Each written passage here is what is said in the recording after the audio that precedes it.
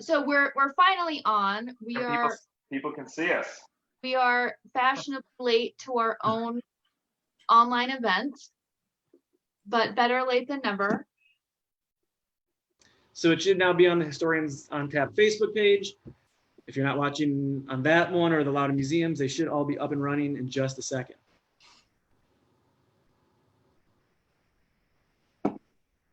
As we get started, as folks are starting to tune in, I can introduce some of our speakers tonight.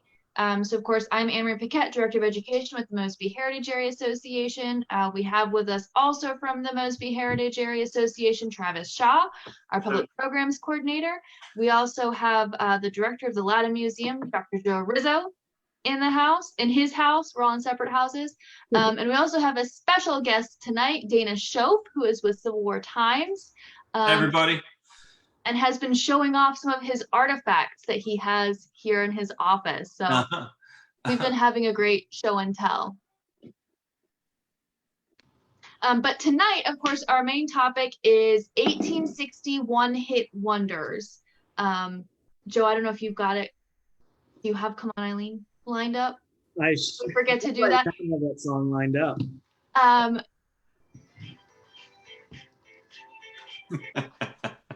So not written in 1861, but thought it'd be fun to kick off tonight's program with a one-hit wonder. We've been listening for 25 minutes waiting for this to go live. So we've heard this times right now. It's true. It's very true.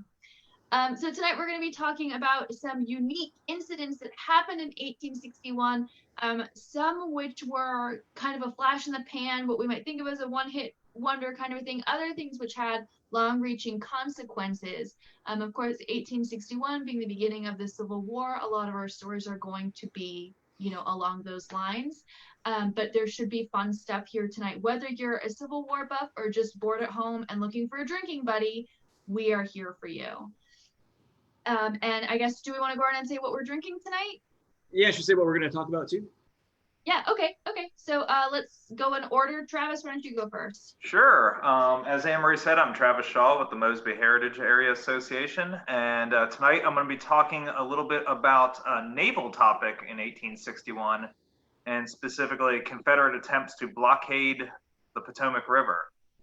So I hope Rob Orison is watching out there, because I know this is a topic near and dear to his heart. So hope I don't mess it up too bad, Rob. Tonight I am drinking a beer from Aslan Brewing, which is in Northern Virginia. They've got a few locations, and this is called Business Showers. It's a pale ale, and it's pretty good. I like it. What about you, Dana? Well, I didn't realize there was a local brewery theme, and so I'm actually drinking the last beer in my house, so I'm nursing it. I got to make a run tomorrow, and I'm just drinking Sam Adams Boston Lager, but I've dressed it up in this fancy tin tavern mug, so I can hoist this up as we're talking. I'm just surprised you're not drinking Iron City. Come on. Yeah, well, Travis is, of course, making a cut at me because I'm from the Pittsburgh area, which, of course, is the greatest region of the United States. But no, I don't have any Iron City right now. Hot take alarm. Yeah, that's a hot take. Yeah. But I just have a base old Sam Adams Boston Lager. It'll do. What are you going to talk about, Dana? I'm going to talk about a very sort of unsettling incident along the Potomac River that occurred on July 21st, 1861, the same day as the Battle of First Bull Run, when there was an interaction between civilians and Northern soldiers along the Baltimore and Ohio Railroad line. And it's an early interaction in this border area. It doesn't end well. And it's very unusual. I really feel as though we could have made the subtitle for this program, "It Doesn't End Well." It doesn't end well. Yeah. Yeah, every story we ever tell here. It doesn't end well, right. What about you, Joe? So I am drinking from Bear Chase out in Bluemont, Virginia. One of my favorite breweries. I am drinking the 7 West Maibach, and I'll probably be drinking after this one, Mr. Pink from there. But I appreciate it. They're super easy to order online and go pick up. So they are open, I think, most days of the week. Nice. I am going to be talking about Senator and Colonel Edward Baker at the Battle of Ball's Bluff. And spoiler alert, he's going to die. So also doesn't go well for him. It does not end well. Changes how Congress observes and studies and conducts the war effort following the battle and his death. So I'll get into that briefly. Very nice. I'm drinking Gold Ox from Old Ox Breweries here. And I know that both Travis and Joe have been able to go and actually pick up curbside service from their breweries. But there are also a number of craft brews you can get at the grocery store, which is where I got Golden Ox too. So keep an eye out, even if you are not able to get out to a brewery or to a winery, there may be some that have distribution in your local grocery store and you can still support those local businesses. Tonight, I will be talking about a second lieutenant from Massachusetts who also, spoiler alert, dies at Ball's Bluff. But his death has some larger pop culture ramifications that we'll talk about too, specifically with an actual one-hit wonder song that was written at the end of 1861. So before we get into it, does anyone else have any last-minute remarks? Yeah, I do. So since we had to kind of do a change in terms of how we're sharing it, we're still monitoring all the comment sections. It just won't necessarily show from the Loudoun Museum in terms of the responses we give. But still definitely let us know what you're drinking and questions you have. We're watching it. Andrea's behind the scenes checking that out. So if you have questions, again, feel free to always put those in the comment section and we'll try to add those in as we go along. Excellent. Thanks, Joe. Yeah, let us know what you're drinking, where you're tuning in from. You know, same as every Thursday. We want to make this a kind of a tradition. So at least as long as we're stuck inside. All right, Travis. All right, I'm leading it off. Okay. Like I said, I'm going to be talking about a naval topic tonight, which I know is not as many people are as familiar with the naval aspects of the Civil War. And hopefully not everyone is familiar with the topic I'm going to talk about tonight. Now, as I said, we're going to talk a blockade. When we typically think of blockades in the Civil War, I think most people think about the United States Navy blockading the southern coast, you know, cutting off the South's trade with foreign powers, you know, cutting off the cotton trade, keeping goods from coming in and out of ports like Charleston and New Orleans, Mobile, and so forth. But tonight I'm going to talk about kind of the opposite of that, and that is the Confederate attempts to blockade the Potomac River and to cut off the city of Washington from the outside world. This is going to begin very early in the war, pretty much as soon as Virginia secedes. Virginia forces and later Confederate forces are going to start making plans to do this. Now, of course, the Confederacy in 1861 really doesn't have any navy to speak of. There's no way they're going to be able to pull this off with naval vessels. So what they're going to do is build fortifications along the Virginia shore with cannons that are going to try and interdict any shipping going up and down the river. And as I said, this is going to start very early. One of the early champions of this is actually Robert E. Lee. Before he's put in command of any Confederate field forces, he's a Virginia, commander within Virginia's army, I guess you could say. And so he's going to oversee a lot of this construction. The first battery is built a little bit outside of our heritage area down in Aquia, along Aquia Creek. But within a few months, there's going to be batteries dotting the Virginia shore along Prince William counties, their riverfront, places like Freestone Point, Cockpit Point, where Quantico, the Marine Corps base, is now. There's going to be batteries all the way down, as I said, Aquia, Matthias Point, basically anywhere where the river gets narrow enough and there's like a nice bend in the river that's going to slow shipping down. They put these batteries up with the hopes that they're going to be able to blast any shipping out of the water. And this is actually pretty strategically important during the first few months of the war because Washington, they're trying to rush as many troops to Washington to protect the city as they can. They're trying to rush all this war material, weapons, ammunition, so forth, as well as the day-to-day needs of the people who live in the city. Food, coal, firewood, things like that need to go to the city. And at this point in time, in the spring of 1861, there's only one railroad that goes into the city. So a lot of that cargo is coming by water. And if the Confederates can cut that off, they're going to really impede the Union war effort. They're going to cut off communications with the outside world. And, at the end of the day, this is a tremendous embarrassment for the Lincoln administration to have the city of Washington just completely cut off from the outside world. So they erect these batteries. Technically, they're under the jurisdiction of the Confederate Navy, and I say that like, very, very generously to the Confederate Navy. But a lot of the men who are actually manning these fortifications are new soldiers. They've never done anything like this before. A lot of them are infantrymen, so they have no experience with cannons. So the actual effectiveness of this blockade is debated. Limited. Yeah. One captain actually talked about how his crew was like terrified to sail up the river and come under fire. So he stops his ship in the middle of the shipping channel, and the Confederates fire 84 shots at him and are unable to hit his ship. So, well, what do you know? What kind of cannons they had, or where they were getting them from? Great question. There's a lot of mention of like old howitzers that they're digging out, and Awesome. old naval guns that they found, either from like shipyards and things like that. Again, like I said, I think it's a combination of poor equipment and poor training at this point. They probably don't even have the right ordnance to hit, stuff. Yeah. Right. But regardless of the actual effectiveness, it's a tremendous psychological issue. I said in the city of Washington, people are freaking out. We know how rumor travels, especially in bad times nowadays. There's this fear that like the city will be cut off, and like shipping, there's a lot of ships that are afraid to go down the channel. The Navy says we are no longer responsible for the safety of anyone going up and down the river. So yeah, it really, really comes to a head in the summer of 1861. And it falls on one man who kind of brings it upon himself that he's going to break this blockade. And he's a really cool guy. I love talking about him. His name is James Ward. Ward, he's a Connecticut native.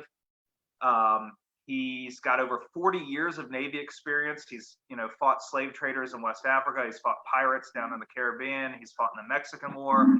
He's actually one of the founders of the Naval Academy. So really important figure in U.S. Navy history. Beginning of the Civil War, he's sitting around Washington Navy Yard, or excuse me, not Washington, New York Navy Yard, and he is like itching for a combat command. He wants to get in the fray. And so he writes to the Secretary of the Navy and proposes what he calls the Flying Squadron.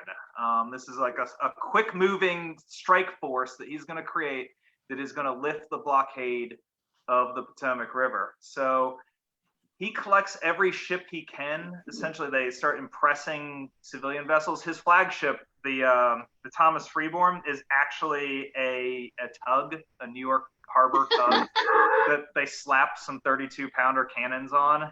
Perfect for a really fast runner. It's good. Yeah, like very, very 1861. Like let's just Very take whatever 1861. floats, slap guns on it, and just send it into battle. So he takes this little fleet of like tugs and survey ships and harbor vessels, sails out of New York, and they arrive in the Potomac River. And like I said, his mission is to blast these Confederate entrenchments into submission. Now, unfortunately, it doesn't quite work that way. As I said, it doesn't turn out well. Yeah. No, none of our stories turn out well tonight. They go into action June 1st. They try to hit that Confederate battery at Aquia Creek. And, this bombardment lasts hours. His ship, the Thomas Freeborn, a few other ships, kind of circle around the river, lobbing shells at this Confederate entrenchment. The Confederates are firing back. I think they fire for like 4 or 5 hours at one another. And true to form at this point, some of the Navy ships get hit, but there's no serious damage. No one gets hurt or anything. The Confederate losses are even less. The Confederate commander actually says they lost 1 horse and 1 chicken killed in this bombardment. But it was the best chicken they had. Right. It was the best chicken.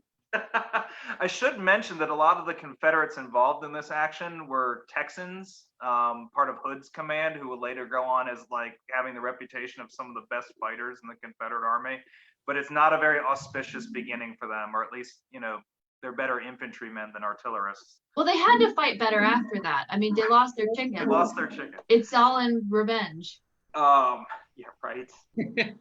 So this Flying Squadron, or Potomac Flotilla as it becomes known, just keeps this up over the next few weeks. They're up and down the Potomac River. They'll fire at Confederate camps, Confederate entrenchments.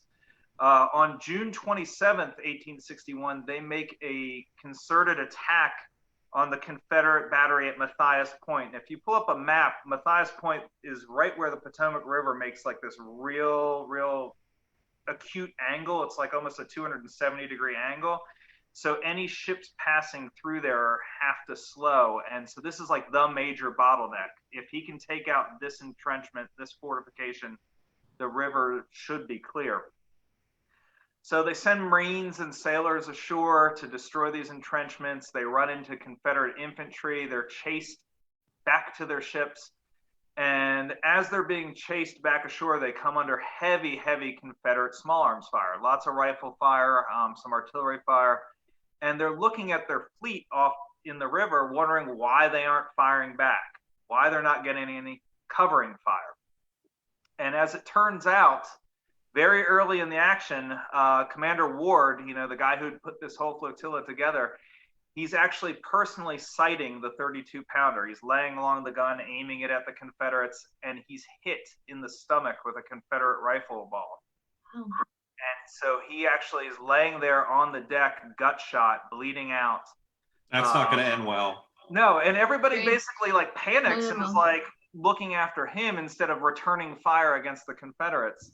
And so the expedition at Matthias Point is a complete and total failure. But the only man killed in this expedition is Commander Ward. He dies from his wound, and he becomes the first U.S. Navy officer to be killed in the United States Civil War, and that happens right there in the Potomac River. And a chicken. And a chicken. But the chicken was a Confederate, so. So just as like a quick epilogue to all this, that Confederate blockade is going to continue through the fall and into the winter of 1861. Ships will occasionally try to run the gauntlet, run through the river. There's one account of a 69-year-old African-American captain, a guy named Daniel Myers, who I want to learn a lot more about because his story sounds awesome. He actually sails his schooner, the Susquehanna, from Alexandria down the river, runs the gauntlet of Confederate batteries unscathed. Several other ships will follow along, do the same thing. But the flotilla is never able to knock out any of these Confederate batteries. They'll try again in January of 1862. They attack Cockpit Point in Prince William County. Again, it's an inconclusive fight. What finally breaks the blockade is actually the Confederate Army, not the U.S. Navy. In March of 1862, Joseph Johnston, the Confederate commander in Northern Virginia, orders his army to move south towards Richmond. And so those entrenchments along the river will be abandoned. The Potomac Flotilla will land and like blow them up and destroy them to make sure no one can ever use them again. But that blockade is finally broken. So for several months, just the presence of these few little kind of, forgive me for saying this, kind of half-assed Confederate batteries, struck so much fear in the city of Washington and provided so much embarrassment for the Lincoln administration. I think it's kind of a fun little story. And if you go to Prince William County, go to Lee Sylvania State Park, which is near Woodbridge. It's a great park.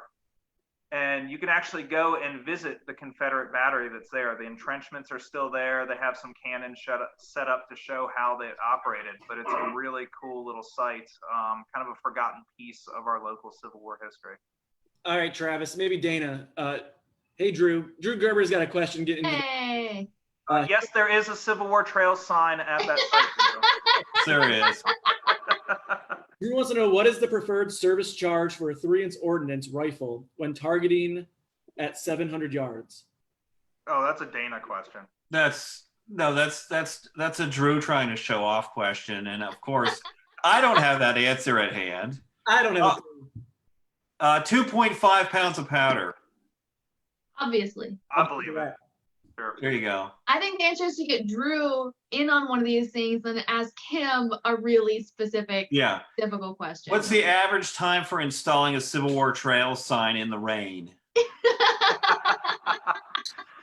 So before we go, I want to raise my glass in honor of Commander Ward, as I said, first Navy officer to lose his life in the Civil War. So Ward. Ward. There we go. Now, but Travis, that's an interesting, really, that's an overlooked story, that Potomac blockade. But, you know, you think about it, the Confederacy did break their own blockade when they had to withdraw. And that was sort of the problem they had in microcosm. They couldn't hold the rivers. You know what I mean? They lost the Potomac River line, and later on they can't hold the Rappahannock River line either. Yep. You know, they just don't have enough manpower. Even though that blockade was effective, you know, they can't hang on to it. It's not a long-term solution. Yeah. yeah, it kind of also makes me think about the effectiveness of the U.S. Navy's blockade on the South. You know, one of the reasons why Ward has to use like these tugs and Right. survey ships is because every other ship in the Navy is being forced to blockade thousands of miles of coastline, like every bayou, Yeah. every creek, every, you know, possible little landing spot in the Confederacy. It really was an amazing task that the Navy was able to achieve. Yeah. Amazing. I think you're up, Dana. Yeah, Dana. Well, this is going to shift back to the land, but involve water to some extent, because the incident I'm going to describe takes place along the Potomac River. And it's kind of interesting. About a year ago, I think, I was perusing some various Civil War dealers on the internet, and I saw this one who had for sale. The heading was July 1861 statements of 4 men who witnessed a murder of a civilian, investigated by William F. Greely, 1st New Hampshire Volunteers, at Point of Rocks, Maryland. And I live in Maryland and Frederick County, and Point of Rocks is in Frederick County as well, and it's right on the Potomac River. If you live in this region, the Route 15 bridge goes across the Potomac right at Point of Rocks, and it's known today really mostly, I think, for its really pretty train station that's there. But it's been on the B&O for a long time. So I was really intrigued, and the document wasn't that expensive for Civil War stuff, so I purchased it. And this is what the original looks like. I don't know how much you can see of it, but it's on that wonderful Civil War era paper, that rag paper they had that holds up so well. And it's written in this very fine penmanship. And it's the testimonial of 4 men, and it was taken down by Lieutenant William F. Greely of the 1st New Hampshire Volunteers. Now, the 1st New Hampshire was part of a small brigade of 3-month regiments. These regiments were all formed up in May of 61, and they're going to be discharged in August of 61. Commanded by Colonel Charles Stone. That's going to be a part, I think, of Joe's story later about Ball's Bluff. So Stone is ordered to take these 4 regiments, the 1st New Hampshire, the 9th New York, the 1st Pennsylvania, and the 4th Battalion of DC Volunteers. And these guys basically sort of wander up and down the Potomac River shore in what is modern Frederick and Montgomery County, you know, kind of marching back and forth. And eventually they are ordered, they were in the Frederick area for a while. They were at the Monocacy Aqueduct, near where the Monocacy River empties into the Potomac. And then they're ordered to march down the C&O Canal towpath to Point of Rocks, Maryland. And they arrived there in early July. So they're there, at least a portion of the regiment is there, the 1st New Hampshire, I should say, throughout July, and they're there, a portion of the regiment is there through July 21st, the same day as the first Battle of Bull Run is fought. Now, on that same day, and I just can't get over this, you know, this first major battle of the war is raging, 30 miles south or something like that from, Point of Rocks. And there's these working men basically are leaving Sandy Hook, Maryland on a handcart, a railroad handcart, you know, those things you pump that you see. Yeah. Cartoons. Yeah. Yeah, in cartoons. So they're pumping this handcart, and there's about 8 or 9 guys on this handcart. And I don't know what they were doing, what they were doing as labor in Sandy Hook, but they most of them lived in the vicinity of Adamstown, Maryland. So if you drive north on Route 15 from the Potomac to Frederick, what do you think, Travis? Adamstown's about halfway, right? Not even. It's pretty close to Point of Rocks. A little closer to Point of Rocks. Okay, so that's where these guys live, and a spur of the B&O goes pretty close to Adamstown, and the tracks are still there. Yep. So that's their destination. Now, they've probably made this trip a number of times, right? And they admit in these testimonials that they all had been drinking. One of the testimonials is by a Curtis Wheeler, right? They've all been drinking. We've all been drinking. This isn't gonna end well, is it? As Curtis Wheeler's statement, he said, we had drunk 3 times of whiskey and 2 of beer. We all drank several times of whiskey and beer before we saw the soldiers. So in essence, these guys are going home, cranking along, and they run into a picket line of the 1st New Hampshire, okay? Now, based on what I have seen or have read, 1st New Hampshire hadn't really encountered anything dangerous to this point, right? But they run into this picket line of soldiers and an altercation breaks out. The New Hampshire soldiers want to commandeer the pushcart and take it from these guys. And these guys argue and say, no, this is ours. You're not going to take it from us. And there's one particular mouthy guy on the pushcart named Samuel Calvin Lamar. There's always one of those. Maryland. Yeah. Right, yeah. So Lamar is 19 years old at this time. And Drunk. That's a good age to do something stupid. 19, drunk, right. from Maryland. He's 19. And so an altercation breaks out, and a soldier in the 1st New Hampshire named Samuel Webster pulls out his revolver, perhaps similar to this one I just happened to keep on my desk. Was his a working one? This is it's a new model Remington, but it's broken. I got to get it fixed, so it's not going to harm anybody unless I throw it at them. But he pulls out his revolver and he fires it at a man named Thomas Harwood, one of the men on the pushcart. He fires it, but he misses. Okay, fires off a shot.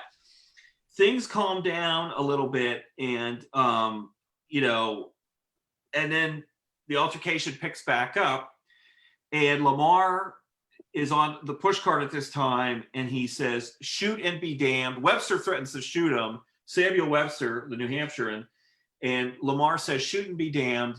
You don't scare me." Webster shoots Lamar through the head, and he drops dead on the ground.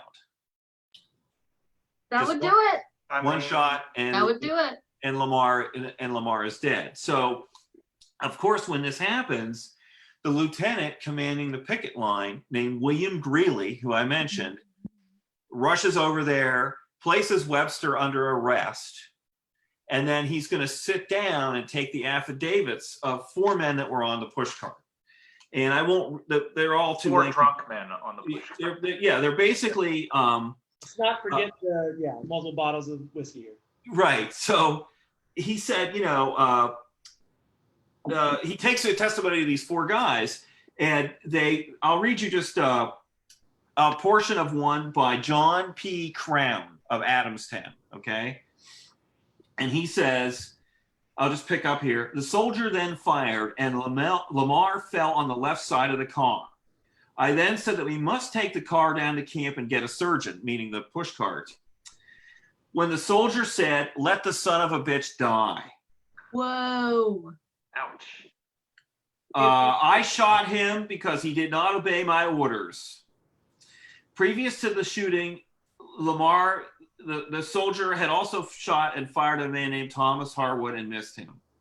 The soldier who shot Lamar was drunk. I think that Lamar was drunk also.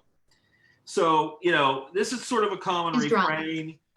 Both sides think the other is drunk. And these guys on the pushcart basically admit that they were drinking. So, here you have these guys from New Hampshire, and it's easy to villainize them, but they're from New Hampshire, and now they're along the Potomac River, and you can look across and see Virginia, and they're in a very alien environment, and you have these young men who are used to doing what they do, and all of a sudden there's martial law thrown in their face, right? So it's a very uneasy situation for all of them. Interestingly, in 1890, someone that was a member of the regiment actually published a regimental history of this little 3-month 1st New Hampshire, okay? And they mention this incident there, and they say, we marched 6 miles down the C&O Canal towpath to Point of Rocks, Maryland, a dirty secesh village. So, Point of Rock. yeah, they're sort of predisposed, right? And then before the shooting takes place a day or two, Stone tries to get served at a local bar or restaurant or hotel, I should say, the St. Charles Hotel. He tried to get served, and the proprietor denied him service. Oh, he got served. He did, because Stone ordered the building taken over under martial law, and so it was occupied. So these dudes, what's that? Then he had all the drinks he wanted. Yes, all the drinks he wanted. So these guys, right, they're sort of predisposed to, see these local civilians as the enemy because of this stuff.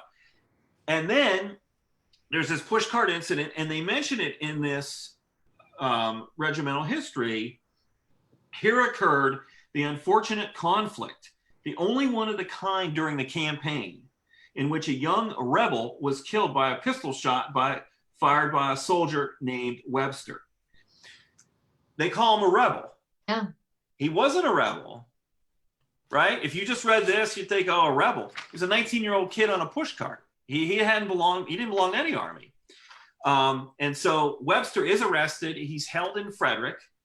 I know that Travis has a man crush on Jacob Engelbrecht, the Frederick County diarist who kept copious notes throughout the war. And Engelbrecht mentions this in his diary on July 22nd. There we go, man. I was using it to prop up my computer, actually. There we go. Oh, sure. Oh, sure. Carries it all the time. Yeah, you probably just drink that business showers beer and look at that and think, anyway. So, Green. Jacob Engelbrecht writes in his diary on July 22nd, 1861, at 4:00 p.m., killed Calvin Lamar, son of Benoni S. Lamar, was shot yesterday near the Point of Rocks by Samuel Webster of Company B, 1st New Hampshire Regiment, stationed at the Point of Rocks and along the Potomac. He was 19. And in parentheses, later on, Engelbrecht goes back and writes, Webster had his trial November 12th, 1861, and was acquitted. So he got away with it, basically, which is not too hard to believe. So, here's this ugly incident. And then if you follow the careers of some of these people, it's also interesting, okay? So John Crown was one of those who gave testimony. Mm-hmm. Crown will later enlist in the Confederate Army, okay? I don't know exactly what unit he's in, but there was a draft record in Frederick County, and on it, they try to draft him, and it says in the Rebel Army. He was captured September 15th, 1863, and he was a captain, so he was sent with other officers and spent some time at Fort McHenry, and then was transferred to Point Lookouts prison. And Crown is from Adamstown, Maryland. They're all from Adamstown area. Charles Brady is another man who gave testimony. He joined Elijah White's Comanches, 35th Battalion, Virginia Cavalry. Thomas Harwood, the man, there's not a testimony from him, but he's shot at by Webster. Harwood also joins the 35th Battalion, White's Comanches, and he will be captured at Brandy Station. So you wonder if these guys are predisposed or this incident sort of pushed them to cross the river and join a Confederate army. Webster himself will go on. The 1st New Hampshire dissolves in August of 61. Webster then enlists in the 7th New Hampshire as a sergeant. He will be discharged from that unit, and then will join the 1st New Hampshire Heavy Artillery. He dies of disease in February of 1864. Wow. That's his service record. He doesn't survive the war. The William F. Greely, the officer actually resigns, his commission when the third is mustered out in August. And then in September, he joins the regular army, which I find very interesting. He had no previous military experience, but he joins the 11th United States Infantry. And at the Battle of Peebles Farm near Petersburg on October 1st, 1864, he suffers a gunshot wound in his face to the right eye. And that will cause him problems after the war. And I can't remember the exact date, but he's living, I think it's in New York. And one day he just walks out the door and his family doesn't see him again. After the war, he had mental issues. So, and then Samuel Calvin Lamar, this is interesting to me. I actually found his grave. And his grave is in an abandoned cemetery on the road between Pointer Rocks that goes over to, oh gosh. Anybody know where South Mountain Creamery is up there? Oh yeah. Yep. Yeah. What's that road, Travis? You basically turn off 15 at Pointer Rocks and go down that road. Lander Road? No, it's not Lander. But there's an abandoned cemetery. My wife Heidi found a register for this guy, and there's an abandoned cemetery there. You drive down a lane, and all of a sudden you see headstones on your right in the middle of the woods. It's this abandoned, like Hollywood movie set, creepy cemetery with sunken graves, 18th century graves. And at the very edge of it, there's a grave, the Samuel Calvin Lamar, death date, July 21st, 1861. I know where we're all going once this is over. Creamery? I want to go check that out. I can take you right back Creamery. to it. I would actually like to get something started to try to preserve this cemetery. Cool. It's in a section of woods in the middle of farm fields. And that's where Lamar is buried. And from where he's buried, you can see the spur running to Adamstown. Cool. He's probably buried, perhaps within sight of where he was killed. Wow. And so, this is something you just stumble upon, and, most people don't learn about this stuff. Of course, you think about First Manassas and everything, but this sort of epitomizes this border area along the Potomac.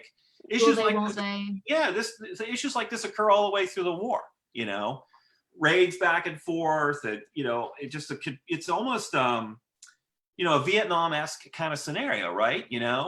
An invading army in a hostile territory, and these unfortunate incidents happen. So it's sort of the underbelly of 1861, aside from all the recruitment hoopla and the fancy uniforms and everything else. Here you have a young guy that's basically murdered, and it's perhaps hard to even blame the soldier for what happened. He probably was scared too, and wasn't sure what was going on.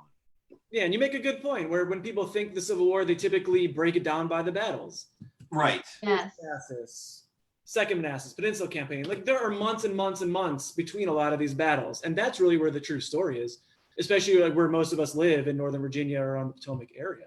Right. And these people in Pointer Rocks and across the river, they had to deal with this for 4 years, Yeah, the same thing on the Virginia side. I mean, there's murders gray areas between murder and killing and war. Yeah, there's all these back and forth, and this is disrupts their lives forever. But for 4 years, it had to be just can we maybe relate more now than ever? We're stuck in our houses, right?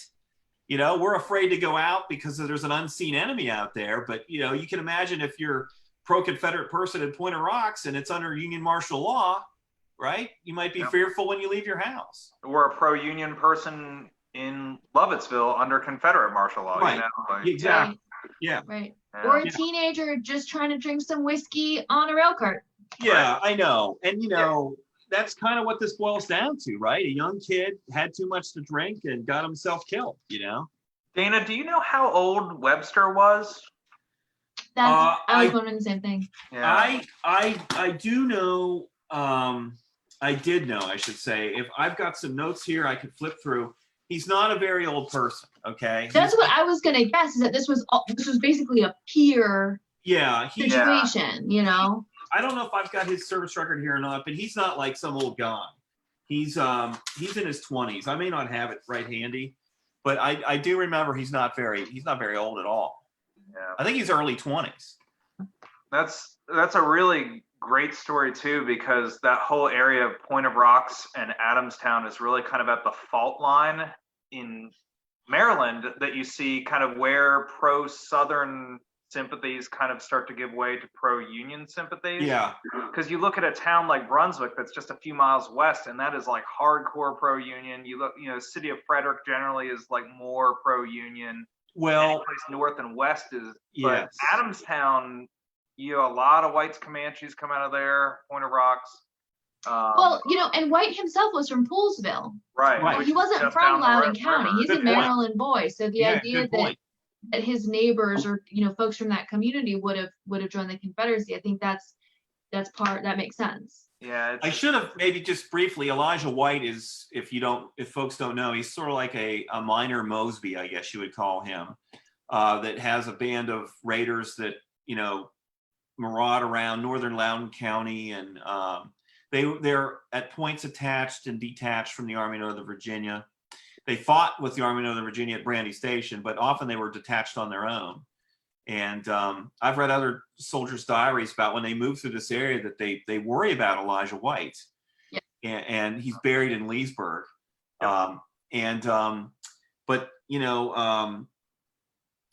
Yes. Oh, one last point. So before they came here, as I said, they kind of this Stone's Brigade was up and down the area. They were in Frederick for a while, and they loved it there. They were well treated there. So I think coming from Frederick, that's pro-Union, to this little village on the river where you could see Virginia, you know what I mean?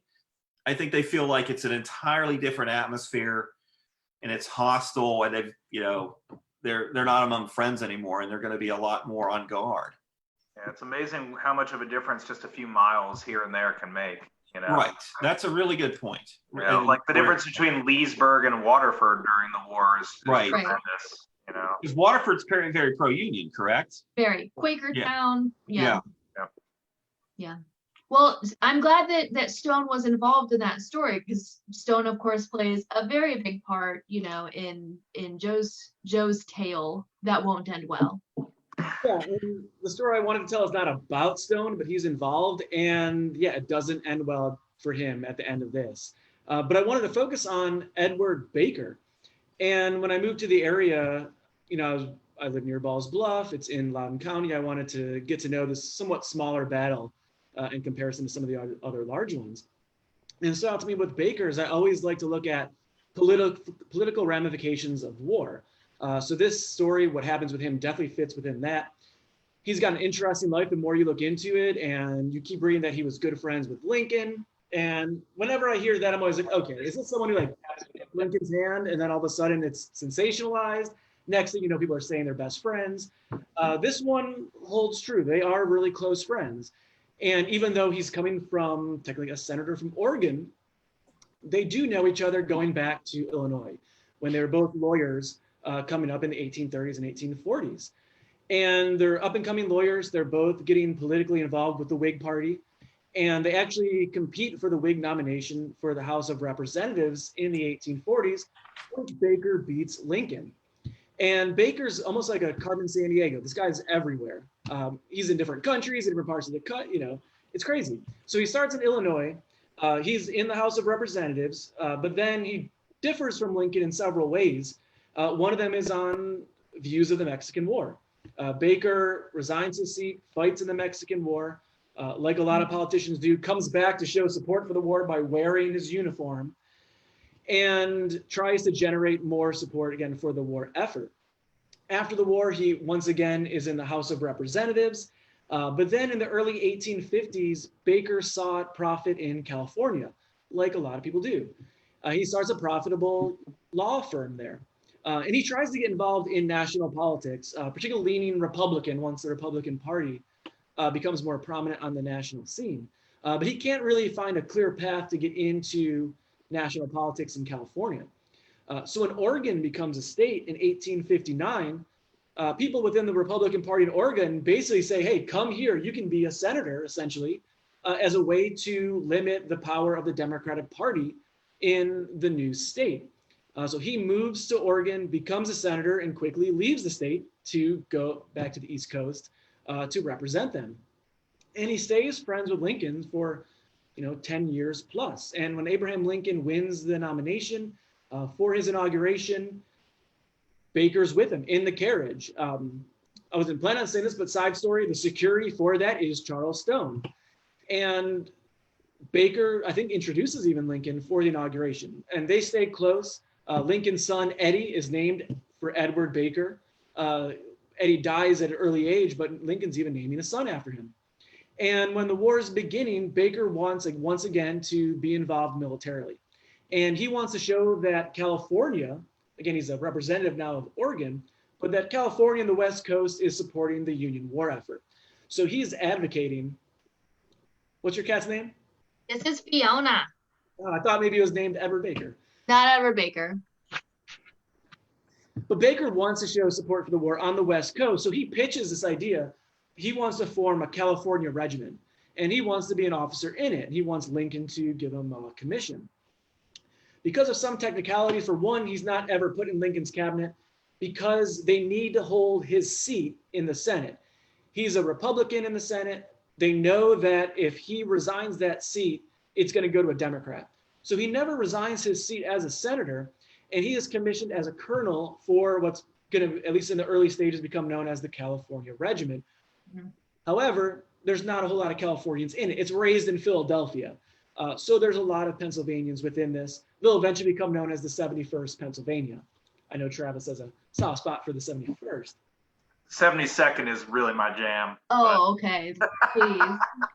I apologize. I can't believe I made that mistake. So Baker, again, gets a commission. He is a colonel, and he's in charge of the California Regiment. He is then in this area of Leesburg vicinity, guarding the Potomac River into Maryland, close to the area Dana mentioned about Point of Rocks. And he's under the command of Brigadier General Charles Stone. And in October 1861, again, just a couple months after the disaster at First Manassas, there's a lot of consistent patrolling of the Potomac River. It's a border. You got to think of it as Union across on the Maryland side, Confederate into the Virginia side. Because of faulty reconnaissance and miscommunication, which happens all the time in the war, but especially in 1861, there's some perception that there's a very vulnerable troop unit that could be attacked for the Confederates, which leads to forces going across for October 21st, 1861. Stone isn't there, but he's given Edward Baker control of the forces in that vicinity. And it's Baker's call when engagement starts during the day on the 21st of October, but whether he should be pulling back troops back over to Harrison's Island in the Potomac or to bring more troops in. And despite a lack of boats to quickly bring troops back and forth, he engages on the 21st. And as the afternoon proceeds, Baker holds his own, but then when the 17th and 18th Mississippi get involved, along with the 8th Virginia, more and more troops basically push the Union soldiers back to the Potomac. And around 4:30 in the afternoon, Edward Baker is shot through the brain and chest. He dies instantly. And it basically unravels after that point. And if you've never been to Ball's Bluff, there's a lot of steep bluffs right there along the Potomac. So some soldiers fall over the bluffs. Some do make it down a path that's a little more manageable. Soldiers can't swim. There's reports of soldiers drowning, getting captured. The casualty rate is way in favor of the Confederates in terms of the battle. Of course, the most notable being Edward Baker, who's in charge of all the troops on that side of the Potomac River. Now, Baker, he's, again, the only sitting senator to ever be killed in battle. And it's a distinction he'll probably hold forever, as at the start of World War II, it was banned for senators and congressmen to hold active duty positions for that purpose of not having someone who's in politics, particularly in the Congress, potentially be killed like he was. So he'll probably be the only person to hold that distinction going forward. There's funerals in several cities. He's ultimately buried in San Francisco. But then there's a whole nother phase where you've got Congress who's thinking, all right, what the hell is going on here? We thought this war would be over quickly. You know, the best one-hit wonder there could be. Go win the war in the summer of 1861. It doesn't happen. It's an embarrassment. It doesn't end well. It doesn't end well. you've got blockade fiascos, you've got First Manassas, the most notable one. And now you have a very one-sided defeat in Virginia, not far from DC again, and you have a sitting senator who's killed during it. Not to mention that, but there's rumors of materials and even men floating down the Potomac River headed towards Washington. So Congress wants to actually see how this war is being conducted. And what's formed is the Joint Committee on the Conduct of the War, basically to give oversight. And they do oversight in all sorts of forms, from illicit trade to how Union soldiers are being treated in Confederate prison camps, to officers and how battles are conducted, to contracts that are handed out. They run the gamut in terms of what they look at. And when it comes to Ball's Bluff, when they look at it, all eyes point to Charles Stone, who is the brigadier general in the area.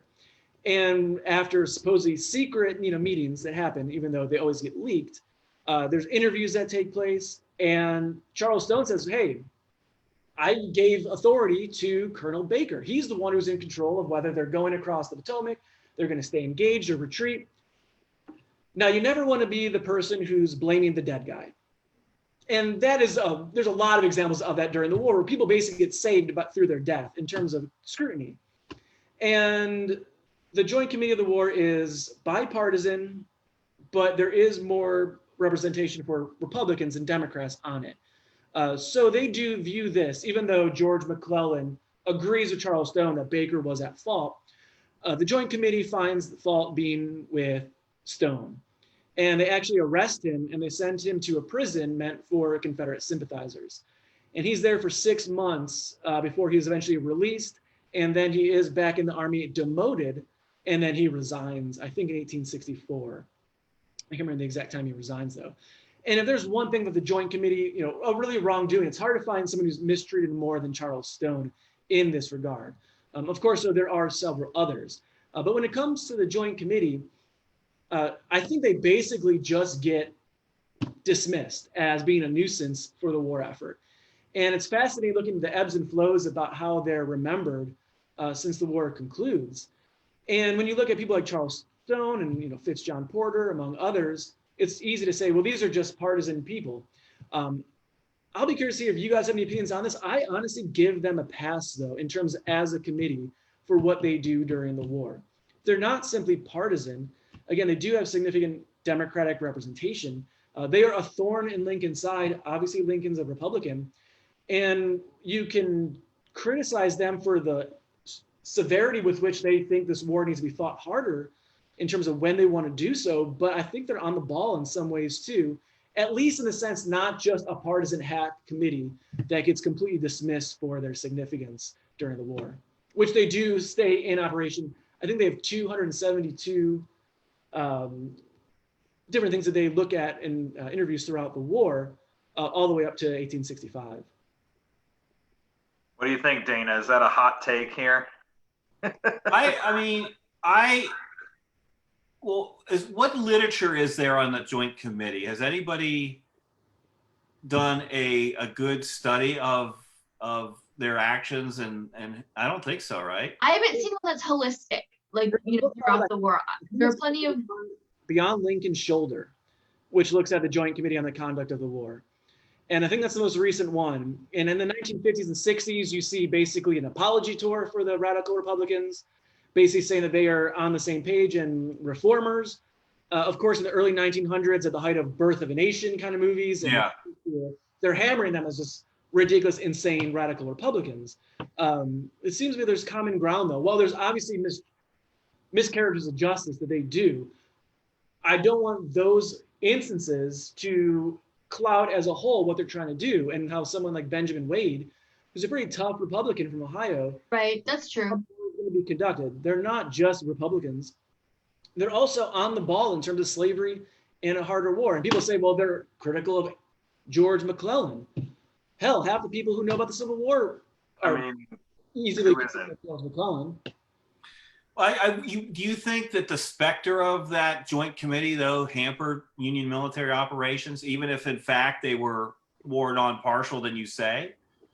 Yeah, well, that's the thing. They probably, whether they do more harm than good is kind of the debate within them. And again, it's hard to really get a judge. On one hand, I see them and have a vision that actually is somewhat honest about how they're going to win the war. Mhm. At the other time, though, is Abraham Lincoln using them as leverage, saying, we're going to bring you in for questioning in these Right. committees if you're not following within the harder war mindset that Lincoln starts evolving to? Yeah. Whether he uses them as a political ploy or whether he finds them a nuisance, it's hard to say. But Well, here's another question then. something that often gets basically overlooked.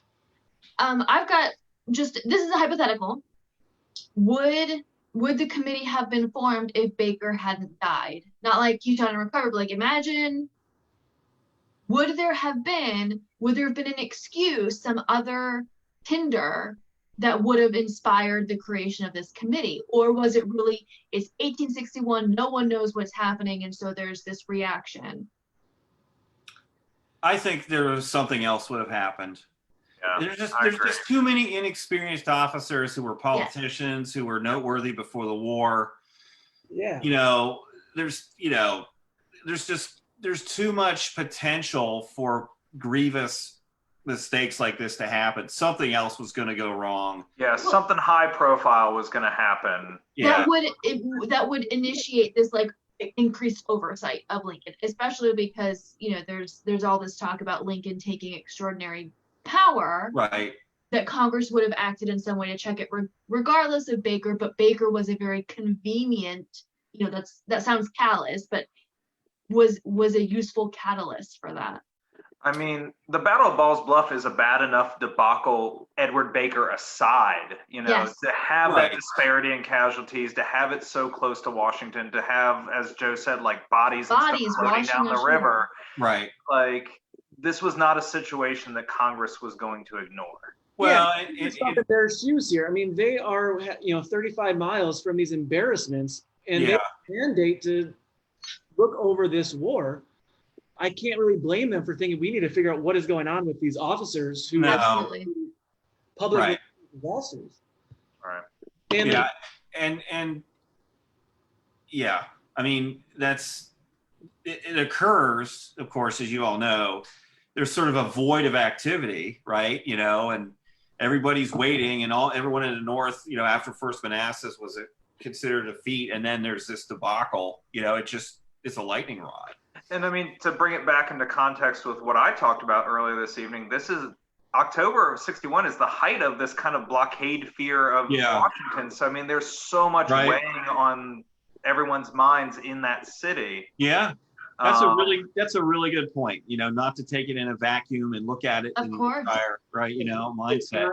inherently safe. And, again, hindsight is always different.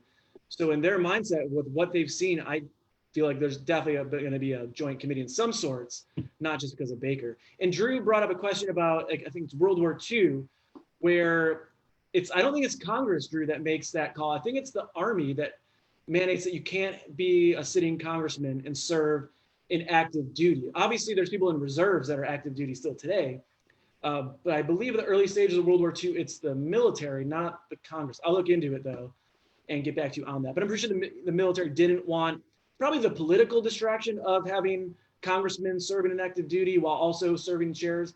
But also, you need a Congress still in session. You can't have too many, I would assume, too. So probably went from a maybe PR thing, but also a practical standpoint as well. But I'm pretty certain it was the military's call, not Congress's on that one. But I'll look into it.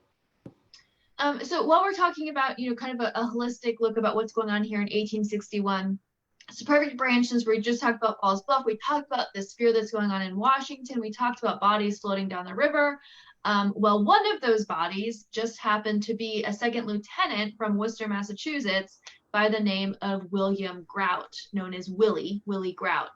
And his death and his legacy actually ended up being much larger, I think, than the individual himself.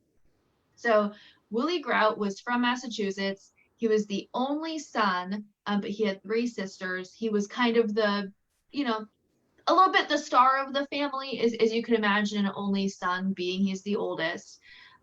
He went to a military academy there near his hometown, and he asked permission to enlist when the Civil War broke out, and was at first, told, don't go, don't leave home, but then was told by his parents that he could enlist.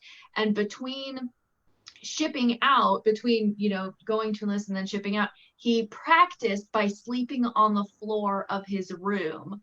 He was someone who was very much a young patriot. He was 18 years old. He was in the bloom of youth, you know, all of those things that we learn about these young soldiers that are signing up on both sides of the conflict. And so he ends up, you know, stationed on the north side of the Potomac River there at the end of the summer and the beginning of the fall. And it ends up that the 15th Massachusetts were some of the first to actually make it across the river in the Battle of Falls Bluff. So, of course, the river being a major bottleneck to actually get soldiers over, the 15th Mass is in the action most of the day there, and they sustain a lot of casualties, over 300 casualties during what is really a small battle. And for what we know, what we're able to stitch together about Willie's experience during the battle is he's in Company D, so he's not in the first wave that's over. But at the end of the day, he's actually helping soldiers to try and make it back across the Potomac. They've been driven down the bluffs. They're being pushed back across. Willie comes back, and one of the last encounters we hear is him going to Colonel Devens and saying, "Is there any more that I can do for you? Is there any more that I can do for the men?" You know, there's 18-year-old kid who's coming back, you know, asking to do more. And Devens tells him, there's no more that you can do for me, you know, look after the men or look after yourself, something to that effect is the best that Devens can recollect afterwards. And so Willie goes back down to the river. He's already helped one shuttle get across. He's helping a second shuttle when he is shot mid-river coming back across.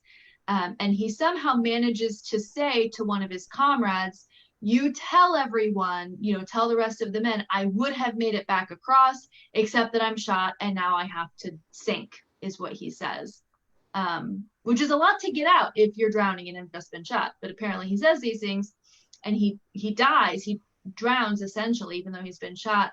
And usually that would be the end of this story when you wash away in a river, but his body was actually found 2 weeks later in Washington, D.C. So when we're talking about these bodies that are being washed down from the battle, it was a very real phenomenon that happened. And you can imagine, you know, being in D.C., as Travis said, you're blockaded in, you know, like you don't necessarily know that they're dinky little Confederate whatevers, you know, that are out there. To you, you're blockaded in. There has just been a battle in which the United States lost to another power. And then there are bodies of young uniformed men washing up in your town. And Willie Grout was one of them.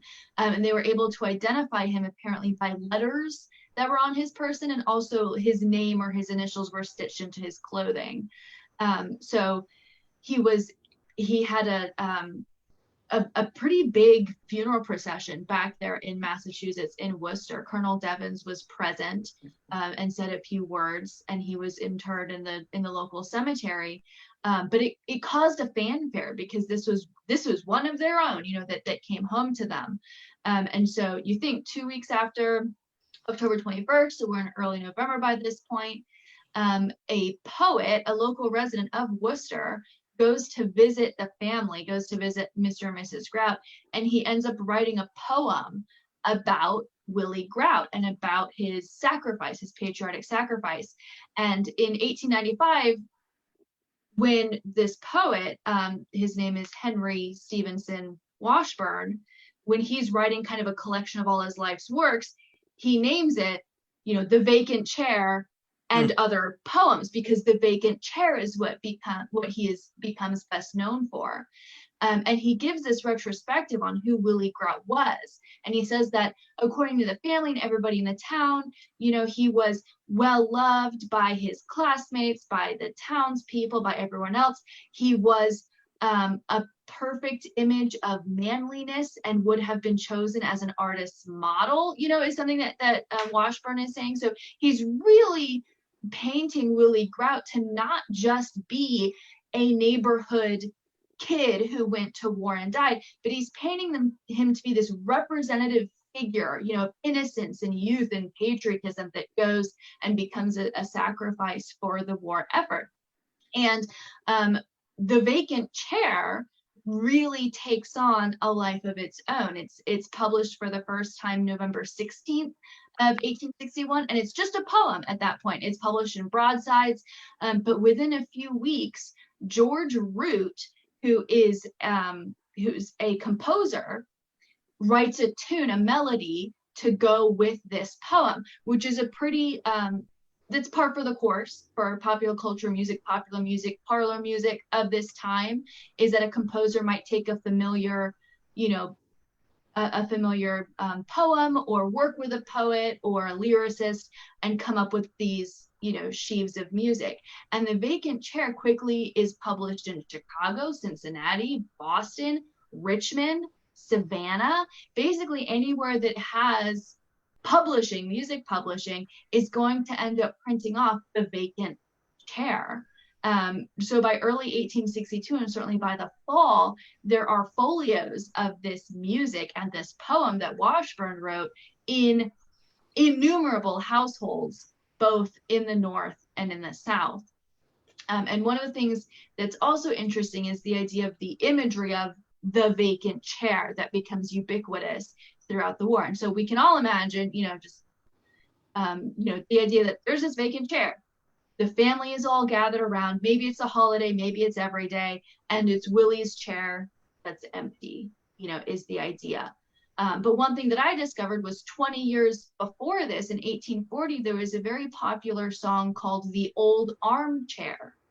And it was published in the Americas. They definitely printed it in Boston. And it was actually about a mother's chair. So a mother had died and had left behind this armchair, and the song was written from the perspective of the collective family and the children. And here, that idea, the vacant chair, is spun around. It's no longer about, the natural course of life. You miss your mother, but of course your mother is going to pass on before you, to all of a sudden being about a young man, a son, who has passed away and left this chair behind. And that, of course, fits the framework of a lot of Civil War songs that we see being written, being sung, being played throughout the Civil War in parlors, in America.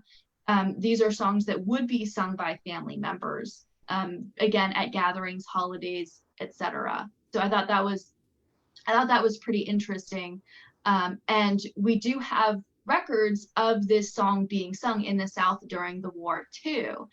So for example, there was a group of,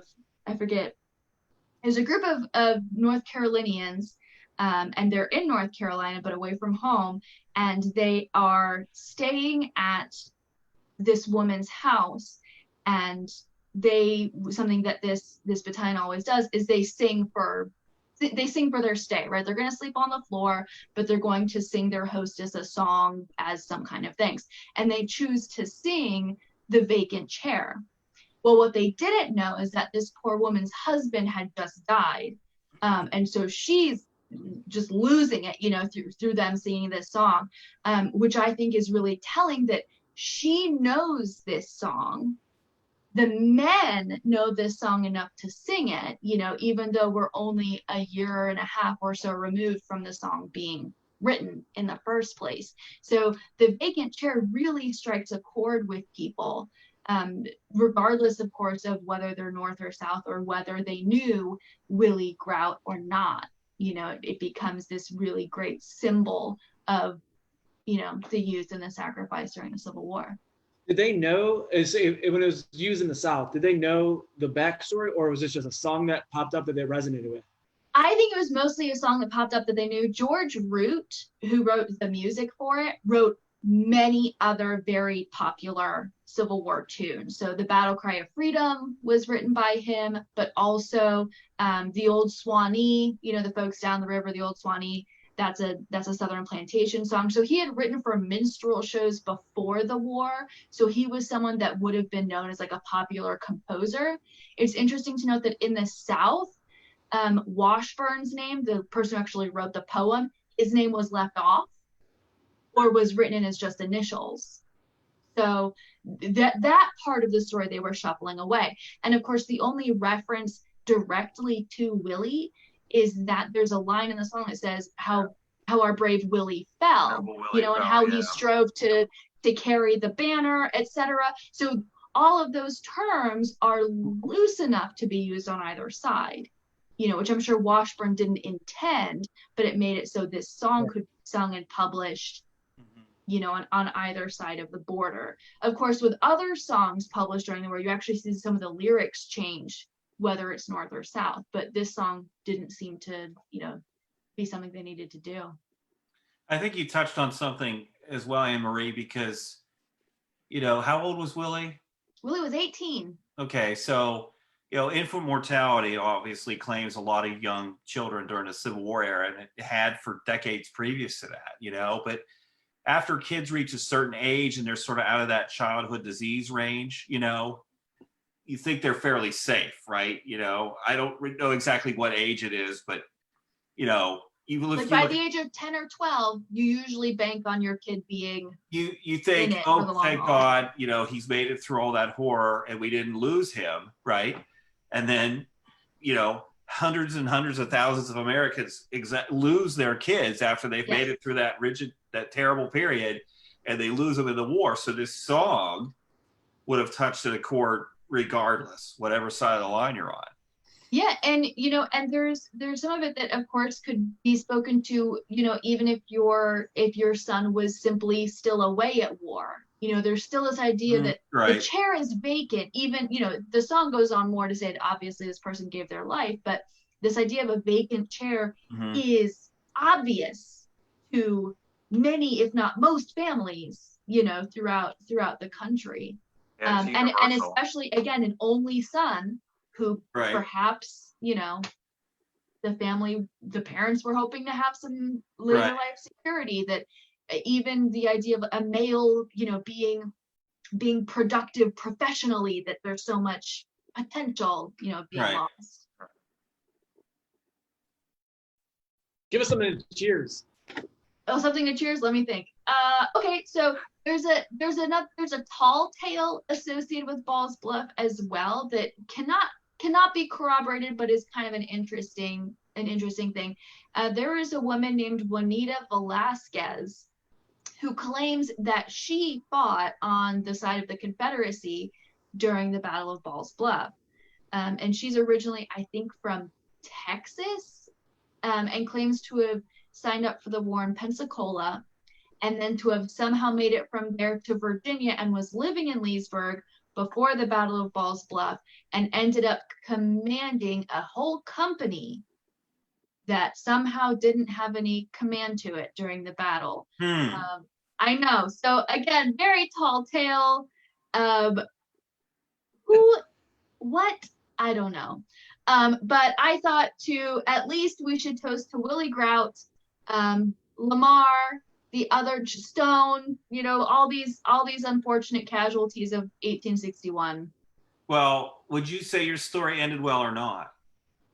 Because Willie drowns, but there's this great song. I cannot speak for Willie Grout or for his family, but I would take solace in the knowledge that, that his death, and through Washburn's song, I think it did comfort a lot of people, and it reached a lot of people. So I'd like to think there's a heartwarming element to that. It's a very, very sort of haunting song. Yeah, really. Ralph Stanley does a killer version of that days song. Now, so. Yeah. And I think all these stories show, again, when you think of the Civil War, just don't think of the battles, where stories of it are on a humanistic level, but also the day-to-day level, where these battles are anomalies in a lot of ways. Yes. These aren't happening often. People think 1861, they think beginning of the war, First Manassas, 1862, every year's the same thing. But that only tells you how people are viewing the war in a span of hours or a few days. Yes. Look at how they're dealing with this on a day-to-day basis, and how families back home they're not just losing people in battles, they're losing them to diseases like we talked about 2 weeks ago. Right. Or to these skirmishes that can lead to death. Or to drunken gunfights on a railroad pushcart. A lot of control on the rails. Yeah. I know you all have been at Balls Bluff. There's been tremendous preservation work done recently fairly recently on that battlefield. What I always find interesting about Balls Bluff is you could pretty much tell the microcosm of every Civil War battle on that small little battlefield. There's flank attacks, there's failed frontal assaults, there's bad decisions by commanders, there's bad terrain. Everything that happens on any Civil War battle, no matter how large, happens at Balls Bluff. There's good luck, there's bad luck. Yeah, you can tell the story of every battle in that little park above the Potomac. It's famous people like Travis, we can talk about Oliver Wendell Holmes that we didn't even get to. Yeah. People and civilian reaction, like Anna Marie's talked about. Yeah, the establishment of the National Cemetery System. There's that little cemetery there. Political generals. It contains everything in a little space. It's really something. Yeah, and I think to piggyback off of that, Dana, I think that often 1861 gets bulldozed for the more glamorous battles, I guess, if we could say that. Right. The flashy names, the big numbers, and a lot of times 1861 is Fort Sumter, First Manassas, and then on to the better, the more important and then Shiloh. Yeah. But I think 61 is really interesting because we don't know how to make war yet. No, I know. On ourselves, especially in our own hometowns. And I think it's really interesting. Before we sign off, I should have looked up, but that is Route 28. Runs out of Point of Rocks. It's sometimes called the Tuscarora Road. Oh, you weren't talking about South Mountain Creamery. You're talking, was it Rocky Point Creamery or whatever? I said South Mountain. You got ice cream mixed up. Get your ice cream straight. I know. That place does have great ice cream, though. That's where that little family cemetery plot is. And I don't really want to give away the exact location, but it's this amazing cemetery that's obviously been forgotten. And but it's on Route 28. One other quick mention, along that Route 28 before the Civil War was one of the largest slave auction houses in the region. Wow. Was down in that area. So you talk about Southern sympathy in that area and everything. And, there was a slave auction house in Maryland down in that along that road at some place. I'm not exactly sure where, but I know there was one there. Oh, we could do a whole episode about Point of Rocks. There's a lot of great Mosby stories that happen there, including the Eagle Cake, which is my favorite. So we're going to save that for later. Well, I guess if we're going to say something positive too on a high note is that the war does continue for a few more years, which gives us a lot more topics. Okay. I was wondering because that doesn't sound good, Joe. Yeah. Good news. 600,000 people died. Good news, everyone. Yeah. Well, we did sort of set a theme of it doesn't end well, and it's making it really hard. End well. Yeah, it's making it really hard to turn around at the end and say, "Oh, here's a positive story." Positive spin. Yeah. Quick. Positive spin. It doesn't end well, and we can talk more about how it doesn't end well in the next 3 years either. Yeah. Exactly. Yeah. Should we do one of these for every year of the war? What does the audience think? I think there's enough material. I think we should, but we've got to break it up in between, right? So do 61 and then go back and do some fun, juicy bits. Scandals was a lot of fun last week. I know we've got some others in the hopper, and then revisit periodically is my vote. Sounds good to me. Sounds good. I'm a guest, but it sounds good for you guys. Yes, Dana, thank you for joining us tonight. Oh, hey, I really appreciate you asking me. It was a lot of fun. And if you ever do one on Sandy Hook, I think you'll be the go-to guy.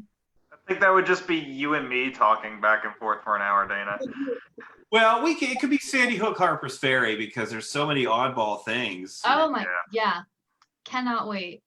Yeah. Yeah, that'll be a lot of fun. Do we have any more questions coming in, Joe? No more questions coming in. We've educated everyone. Really? You stumped us on a couple, but we will get back to him on those, and we'll bring him on board to do one of these. No, we're gonna get Drew back for that. Is what we're gonna do. Put Drew on, and then I'm gonna ask ridiculous questions. Yeah, we're just gonna have we need to have a roast of Drew Gruber. Yeah. Just like and share if you would like to see a roast of Drew Gruber. Yeah. And Maria, we have talked about doing a historical roast, but maybe we'll do a contemporary. If you think the Joint Committee on the Conduct of the War was tough. Yeah. Well, all right. This has been a lot of fun. Well, thank you all for having me. Thank you so much for joining us, Dana. I say next week we do have our topic picked out. We're going to be talking about myth and history and how the two kind of blend together. And our guest star for next week is a good friend of mine, longtime friend. That's Dr. Jeff Tolbert, who is a professor of folklore and American studies at Penn State Harrisburg. So it ought to be really weird. We're going to go everything from kind of legends to weird ghost stories to whatever. Yeah, ghosts, myths, legends, folklore. It'll be a good one. It's going to be different. Yeah. I'm looking forward to it. All right, everybody. So join back in next week at 7. Joe, any final plugs for stuff going on at the Loudoun Museum? No, we do have a blog that we go up every week, and tomorrow we're going to post one. We're going to try to collect people's perceptions of what's going on in their lives right now. So we're working on getting that up and running as soon as possible, but we want to become a repository to hold on to people's pictures that they see around the area, what they're feeling. I know some people are keeping diaries and journals. So we're going to try to kind of compile some of that so we can really remember and hone in on kind of this moment in time for future generations. Thanks everyone who is still tuning in. I encourage you guys, please give us a shout, send us a donation, join, become a member of the Mosby Heritage Area, become a member of the Loudoun Museum, buy a subscription to Civil War Times. Think of your historians during this time, and have a good night. Good night, everybody. Good night. Cheers. Cheers.